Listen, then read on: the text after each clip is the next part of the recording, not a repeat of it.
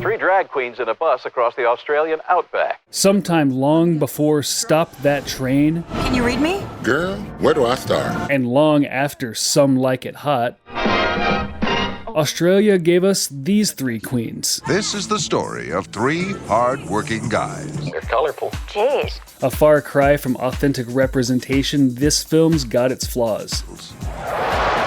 My goodness, does it have its flaws. Is it true that her real name's Ralph? But it helped bring drag queens further into the mainstream, and no doubt it made the world a little bit gayer too. Or maybe fabulous. This is getting too weird. Today we're leaving no stone unturned as we take a detour down under. Oh my god. For a ride along on Priscilla, Queen of the Desert.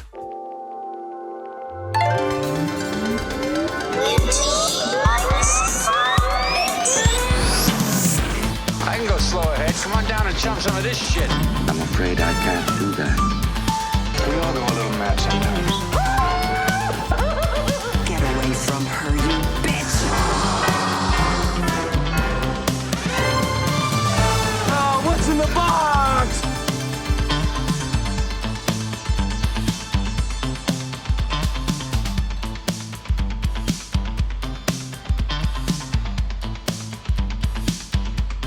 Greetings, friends. Welcome to the Cinema Sandbox. I'm Christopher G. I'm Jordan Sherwood. Thank you so much for joining us today. This is our third installment of our Pride Month Spectacular, and we're looking at four very different films from queer cinema that illuminate different parts of ourselves as well as just kind of LGBTQ plus history. We're looking at Morris from 1987. Then Orlando from 1992. And rounding it out Some with horror. A Nightmare on Elm Street 2, Freddy's Revenge. Looking forward to that one. Today we're looking at The Adventures of Priscilla, Queen of the Desert from 1994. So it was an interesting experiment to see what has aged well and what hasn't aged so well. But this was a big international hit from Australia.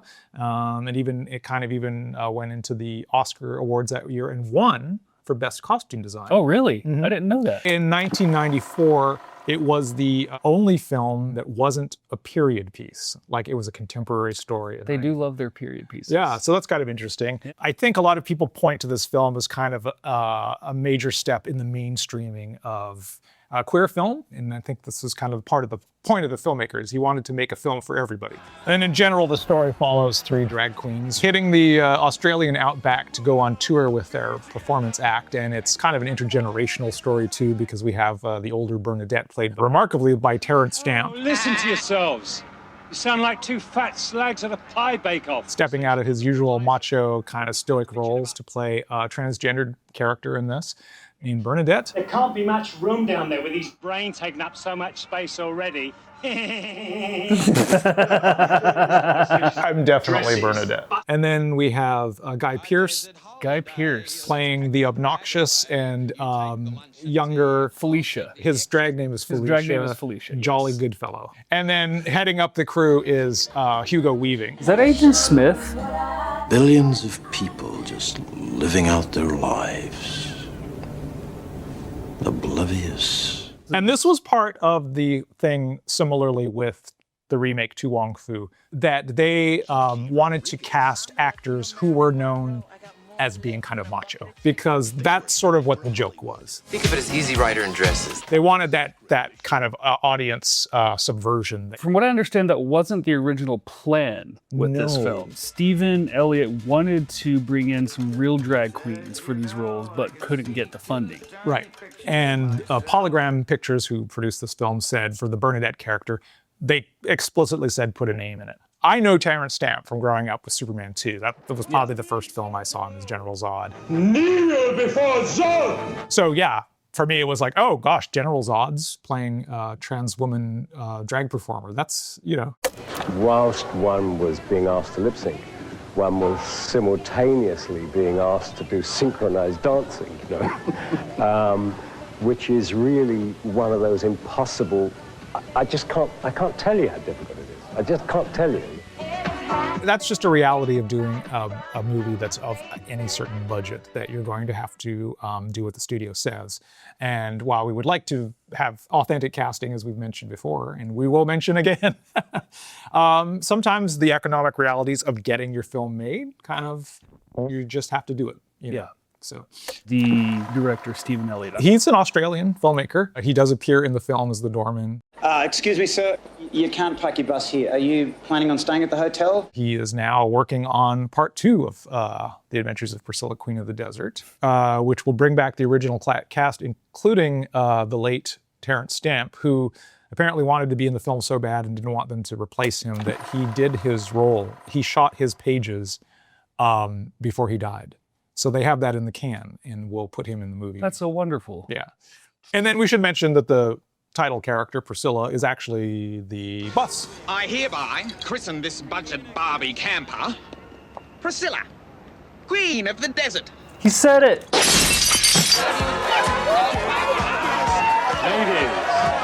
start your engine. Priscilla, who his heart's in the right place, but has a little trouble through the film. Is she going to be in the sequel?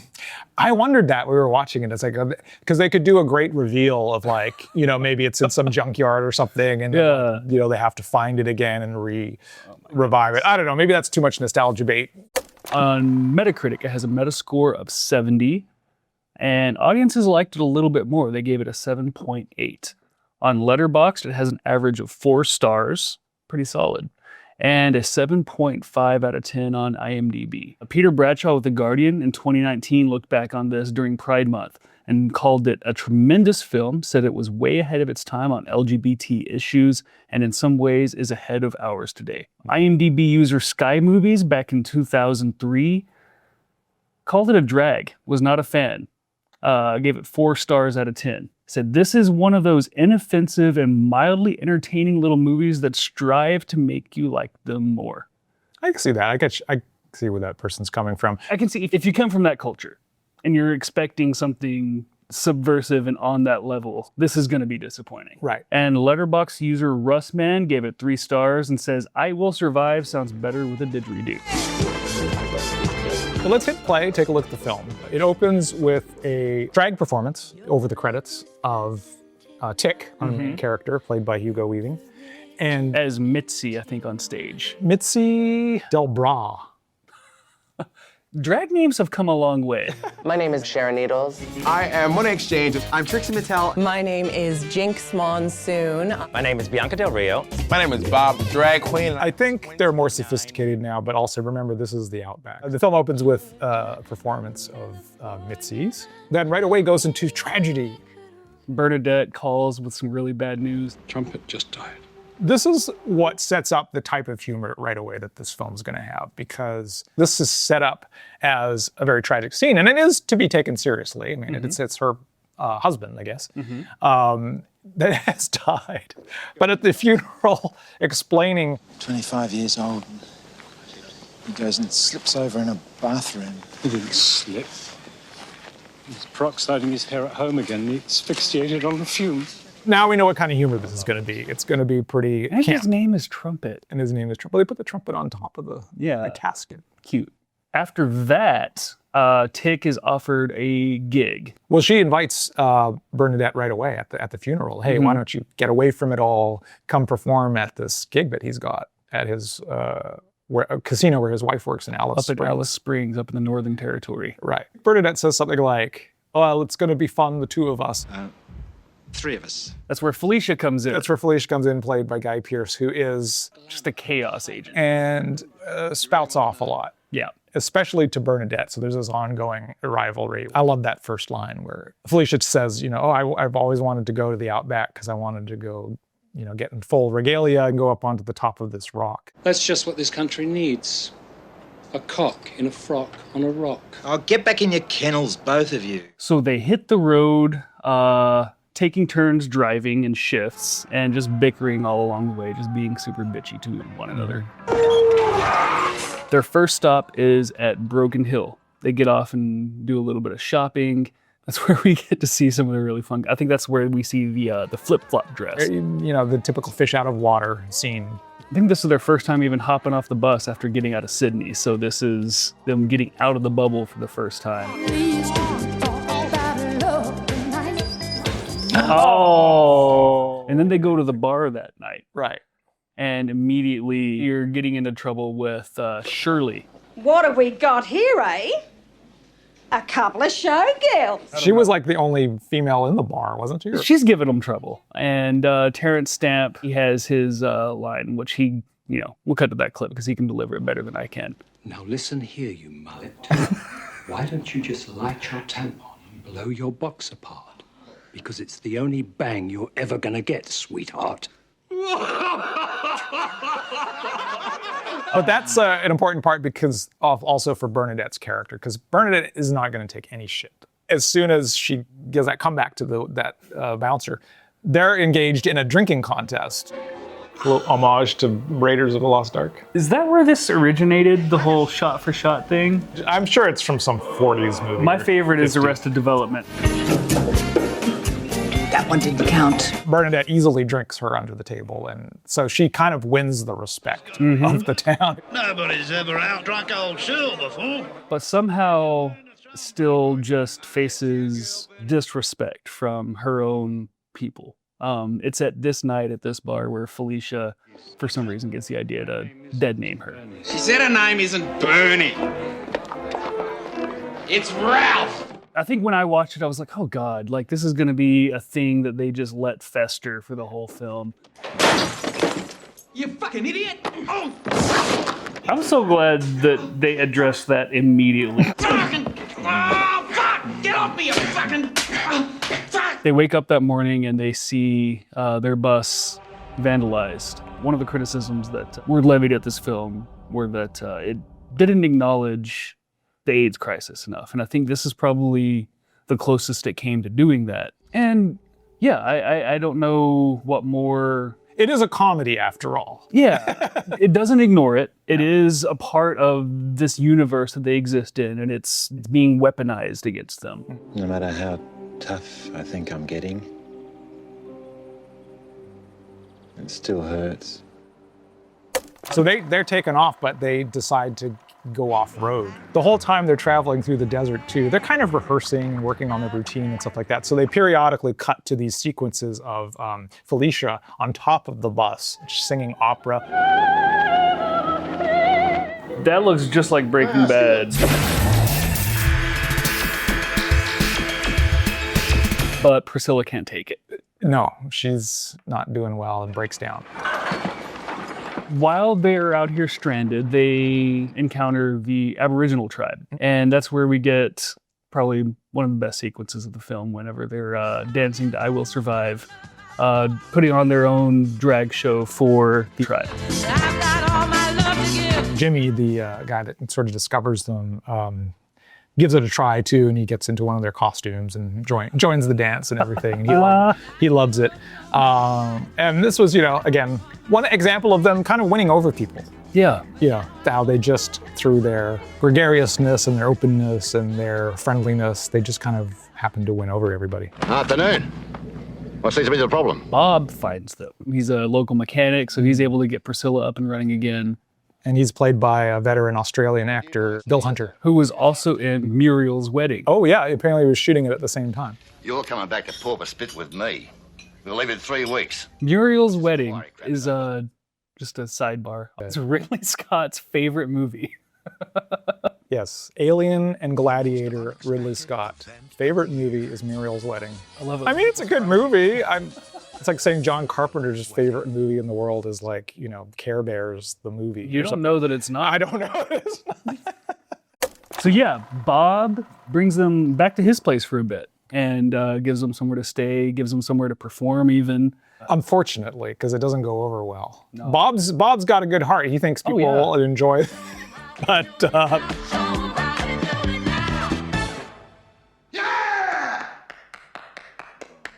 he's been to the city, unlike, I guess, a lot of these other yokels. He's familiar with where Bernadette comes from, the Les Girls. The crowd, I think, is a little bit more entertained by Bob's wife. Oh. That's more their speed. I already had forgotten about Bob's wife. Me like to sing too. Me like. Cynthia is a mail-order Filipina bride. I'm guessing they had her speak that way for comedic effect. And has an act where she performs with her area, lady parts using ping pong balls, and use your imagination. That goes over super well. It's possibly one of the more offensive portrayals of an Asian character since Mickey Rooney in Breakfast at Tiffany. It might be passable if there was another side to her, but it's so purely for comedic effect as a joke that it just becomes, at a certain point, just purely offensive. So yeah, she's fed up with Bob. He's not the man she wanted to be, and I guess now that she's in the country as a mail order bride, she's just gonna take off. And of course, we get one last stupid penis joke before she goes. The actor who plays Cynthia after this film went on to do the villain in Power Rangers movie. Rita Repulsa. Rita Repulsa. Oh my God!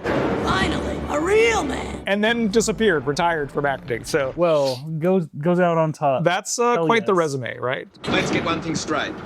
We may wear the frocks around here, but that doesn't mean that you wear the pants. They continue on the road, and Bob comes along. He's a mechanic. He's going to be there to... Or roadie. Yeah, kind of. So they head to Cooper Pedy. It's at this bar where Felicia gets into a little bit of trouble. There's this guy who sees Felicia, is into her. Who's going to show me the sights?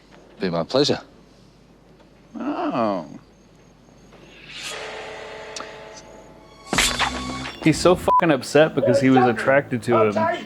Frank, stop! That's where Bob steps in and helps protect her, as well as Bernadette.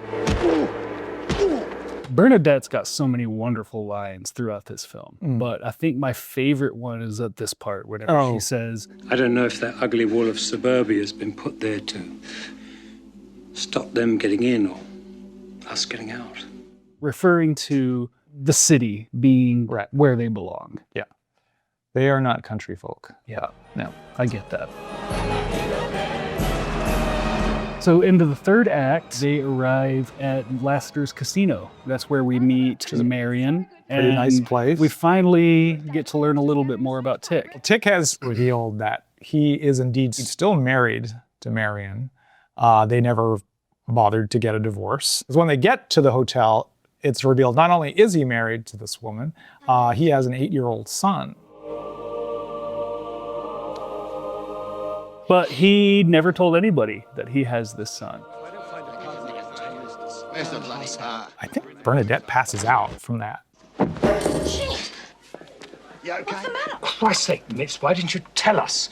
Why the hell did you have to shock me like that? He has a family, basically, and is, he's just afraid of not only what his comrades are going to think, because he is a homosexual man, but what his son is now going to think, because he doesn't think his son knows what he does for a living. I think there's a lot of societal expectations for fathers and sons. Yeah. And the way that sons view their fathers, I think he was afraid of letting down his son, because he, I think, expects that his son needs some kind of a macho.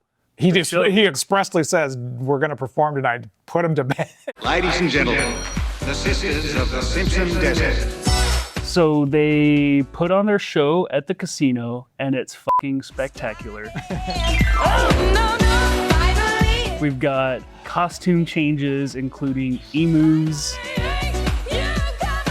Is it too soon with Australia's war with the emus? Jurassic Park lizards. Oh, yeah.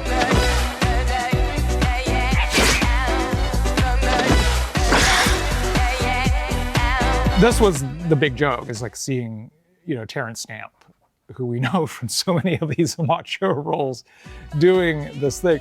And the weird thing I noticed about this time is that he's not really that good. Like he doesn't have a sense of rhythm. He's kind of awkward. He doesn't have the mojo that the other two have. That's so funny. He's like old school drag queen.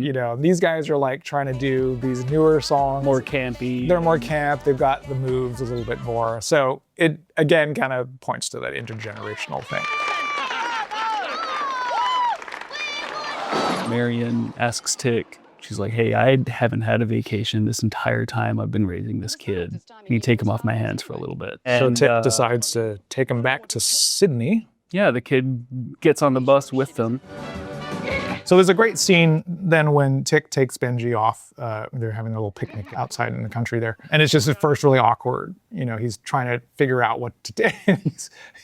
He decided he was going to put on that weird like Outback cowboy outfit, which is just funny in itself, with the hat. And, you know, he's like trying to be all macho. But he's having that chat with his kid and he's like, you know, he's tiptoeing around and you're not sure what to say and it's awkward. And then his kid just says, Mum says you're the best in the business. And so he's like, oh, okay, I guess. I think that's where all the shame finally lifts off. Yeah, and he grabs the kid and they run excitedly back to the group and, you know. I love that moment. Yeah, that's a great moment. Felicia's big thing is to be dramatic in the Outback. And so at this point, they do her fantasy of climbing up to the top of Kings Canyon in their full regalia. They climb to the top and to look at the view. And, you know, that's just an iconic shot of the three of them looking out into the vast unknown of the desert. So before they head back to Sydney, Bernadette tells them that she's not coming. She's going to stay back, get to know Bob. Oh, really? And you're choosing to tell us about this now? She lost her husband and she doesn't want to be alone, you know, so this is an opportunity for her to get to know somebody, see where it'll go. Yeah, it's just really sweet, but it's bittersweet because she's staying behind and leaving the guys to go off. It's like a prisoner swap. They get the kid in exchange.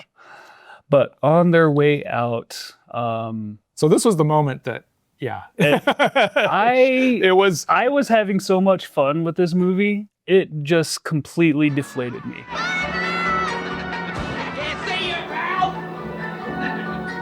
Why? Why did he say that? For some reason, Felicia gets Benji to join him in dead-naming Bernadette. As they drive off. As they drive. So she can't beat them up again. She can't beat them up. I hope she gets to beat them up in the sequel. I hope so too. It left a bad taste. I hated it. I hated it. So we get to the big final number, which is, you know, what they've been rehearsing for this whole time, what we've been waiting for. And it's an ABBA. I'm done. I'm done at this point.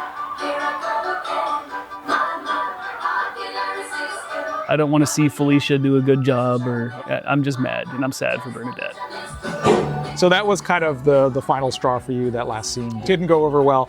But in your overall assessment of the film. Yeah, I thought it was fun. Yeah. I'm not sure I would go as far as calling it ahead of its time. It depends on who you ask. Mm-hmm. If you're somebody who was embedded in that culture, then it's going to be behind. Yeah, or basic. Yeah, exactly. That really sucked. Obviously, there's a greater awareness of, you know, these issues now. Yeah. I don't think at the time. Yeah. I think at the time that joke would have landed. We could say that this film was a step in the direction of getting to being more sensitive to that thing. Names are important. You, for example, like, I'm sure it's probably mildly annoying whenever you go to a coffee shop and they write Chris with a C. There's a difference between that and like your boss writing you in an email constantly Chris with a C.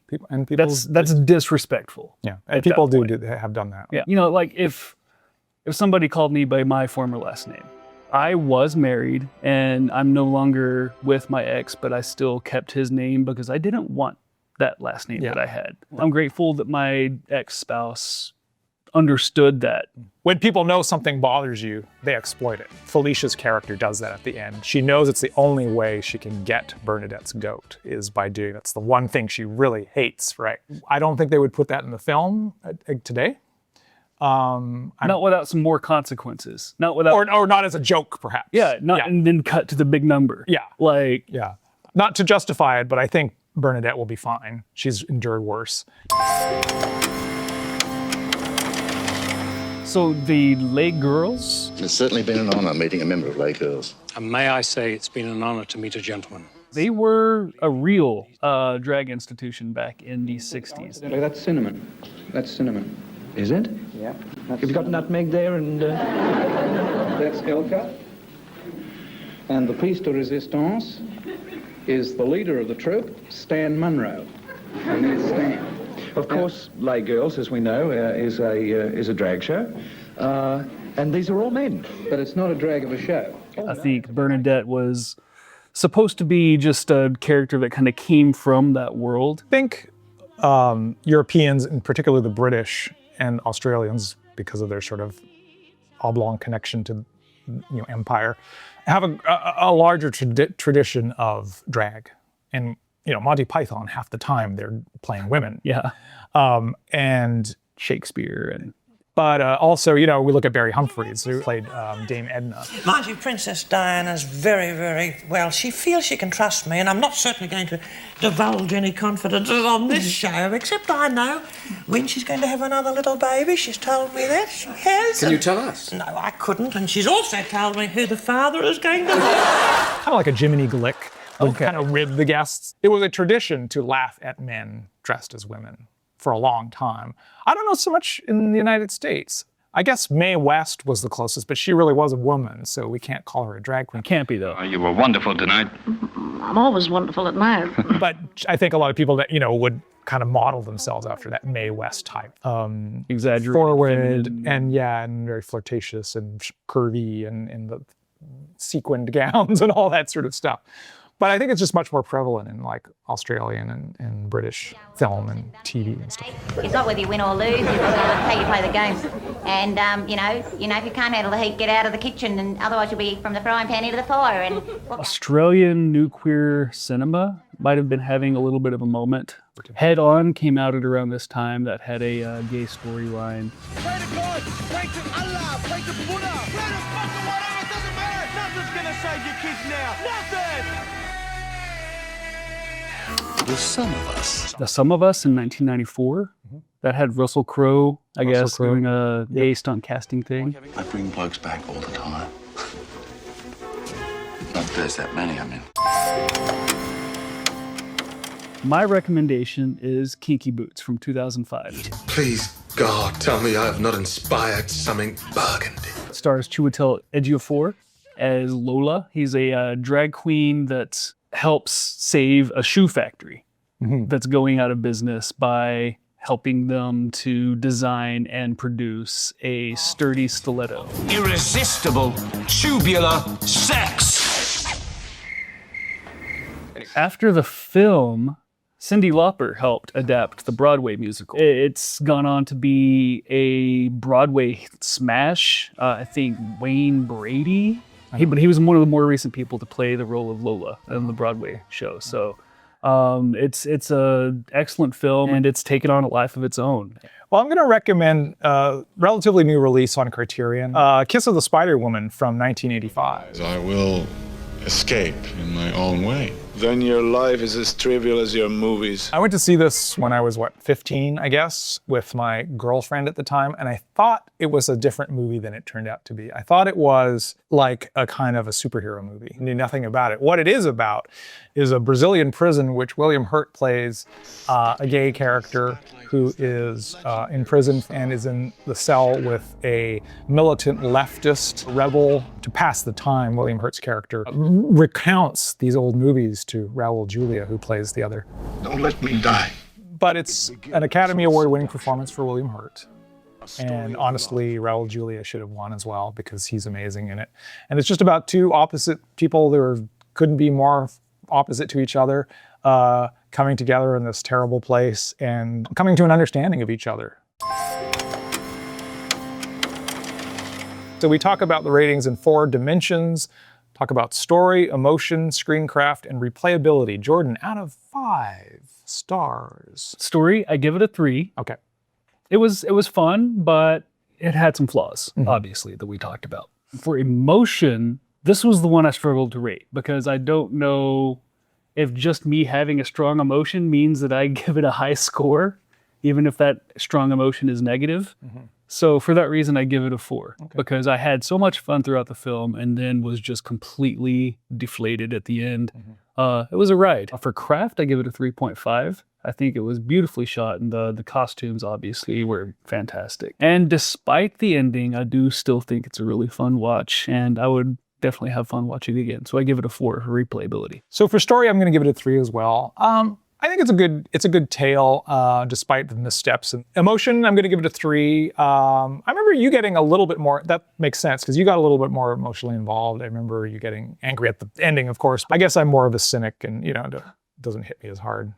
Craft, I'm going to give it a 3. I think it's beautifully photographed, nicely acted. Replayability, I'm going to give it a 2. To be honest, I don't think I would watch it that much more. I'm more interested in seeing the sequel now. Yeah. than revisiting this one.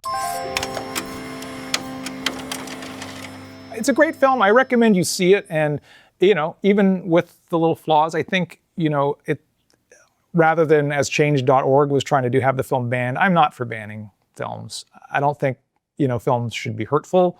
I don't think, every film is for everybody. I think God's Not Dead is really stupid, but I don't think it needs to be banned. Right. I believe in free speech, but, that is not to say also we shouldn't criticize and we shouldn't analyze. And if it's an opportunity for discussion to see where we've come, I'm a little bit more cynical, as I said. I don't know how far we've come in 30 some odd years. I think some of the facade dressing has changed, but I don't know that the attitudes have changed so much, and especially when we talk about administration policy. But yeah, I don't know that I would watch it that often again. Let us know what you think in the comments below, because we're really interested in seeing how this film plays to different audiences. I mean, I am really eager to see what Gen Z thinks about this. Yeah, if it's even on their radar. Gen Z, please tell us. I really want to know. So from us here at the Cinema Sandbox, we hope you are enjoying our Pride Month Spectacular. We've got one more episode coming up. We hope you tune in for that one. Hope you're having a happy Pride Month yourself as well. And until next time, I'm Christopher G. I'm Jordan Sherwood. Thank you so much for joining us. See you next time. Take care. Sometimes the snow comes down in June. Sometimes the sun goes round the moon. I see the passion in your eyes. Sometimes it's all a big surprise. 'Cause there was a time when all I did was wish you'd tell me this was love. It's not the way I hoped or how. Did you see the movie? Yes, I did. 5 times. Wow, I gotta go see it.